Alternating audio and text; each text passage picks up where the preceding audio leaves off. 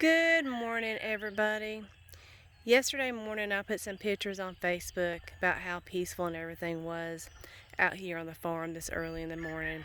So I thought this morning I would just take a little video and show you what I'm talking about. When I was growing up, we had chickens, and I love to hear the roosters crow in the morning. To me, that's just the start of your day. Get up and get going.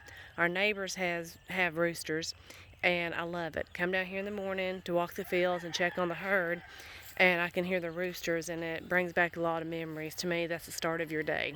Yesterday morning, the cows in the neighbor's pasture over there were making a lot of noise, and it was just very, very peaceful and serene out here. So this is what we do in the mornings. There's our donkeys. We have a lot of kids on the ground, and they have a tendency to get their heads caught in the fence. So we make sure we walk the fields several times a day. Samantha will come walk it more than I do, actually. But we just want to come out here and make sure that the kids are okay, not hung up, and I just like the peacefulness out here.